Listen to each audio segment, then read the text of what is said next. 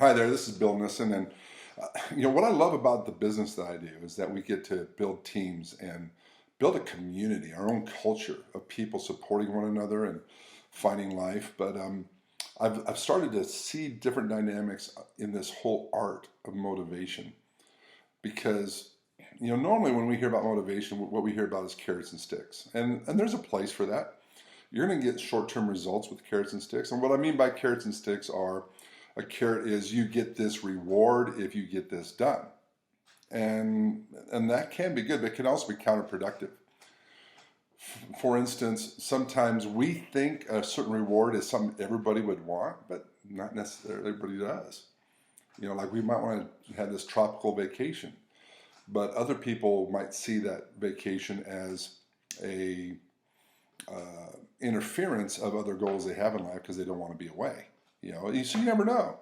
And then sticks are, this bad thing will happen to me if I don't get it done. And for me, that's always been a better motivation sometimes is I want to avoid pain, so I'll get this done. Problem with that is I'll get it done for a certain short-term goal, but as soon as that goal gets hit, I'm going to go back to my old patterns. So carrots and sticks have a limited value. If you want a long-term growth in your organization and your team, then you've got to dig into some deeper truths that really are the internal drivers, the internal motivators in individuals. And the problem out here is I can't give you some simple recipe of what those are because every individual is different. But there is, just for a later reference, I'm going to encourage you to get a book by Susan Fowler about motivation and what doesn't work. And it's a really well thought out book. So I encourage you to get it. But here's some truths that I pulled out of there that I've been applying. But there's 3 different factors that everybody has, needs that everybody has that are going to be more important for long-term motivation because it's tied to their personal drivers.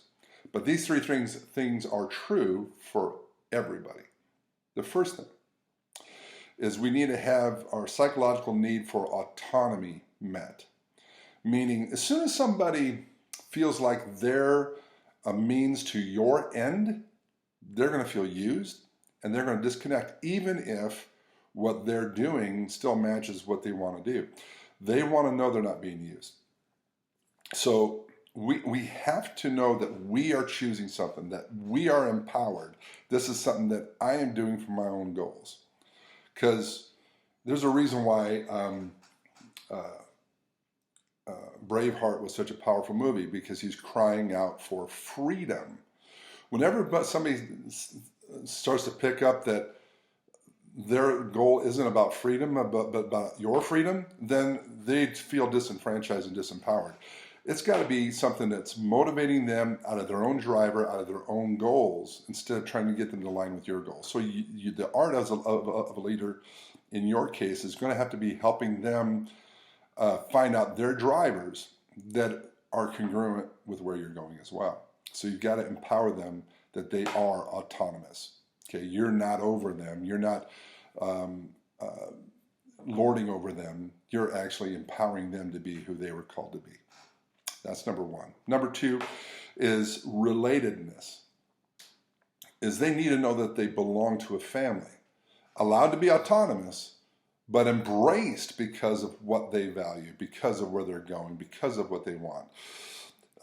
We want to know that we can care about people and that we are cared about. That is a critical need that everybody longs for, and a lot of people don't get. We need that connection. We need that family. We need that culture that I belong to something bigger than myself, but I'm empowered to be myself. I know these aren't specific, but these are 3 general truths that everybody is looking to be a part of. They want to belong, but they also want to be autonomous, which seem like they conflict with one another, but they really don't. The third need that needs to be met in tapping into their motivation is competence. Probably the thing I see shuts people down faster than anything else is somebody overpowering them with their competence in something so that they feel incompetent. When you feel incompetent and like you're not contributing, you're going to quit. Now there's a rub we talk about the 4 levels of learning. There's a rub where at the beginning we're incompetent, but we have people cheering us on. But there comes a rub where I recognize that I am cognitively aware that I'm incompetent, and then I got to choose to either press on through repetition, get better at it, or I quit. But there's another thing we can do, and that is we can tap into that person's strength. So if somebody on your team is not good at something, find out what they are good at. Capitalize on that so that they feel like they're contributing. They want to feel effective in meeting the challenges in their life. Think about kids. Kids smile when they fall down as babies when they're learning how to walk. They're not frustrated by it because they realize, oh, that's how you do it so you don't fall. Oh, I'm discovering something new. And they're realizing internally that they are getting more competent at something every time they struggle. We need to cultivate that same environment that as we learn something new, or we're able to do it more effectively, all the better. And the easiest way to start that is to start with something they already have a voice in, something they are good at. So that gives them the confidence to then stretch themselves in other areas they haven't learned yet. So the 3 areas are, we've got to help everybody know they're autonomous, that they are making their own choices. Secondly, that even though they're autonomous, they can belong to a family that values them as they are. And thirdly, that we celebrate what they are good at and they feel competent to move forward in whatever it is you guys are doing as a team. Hope that helps. Talk to you later.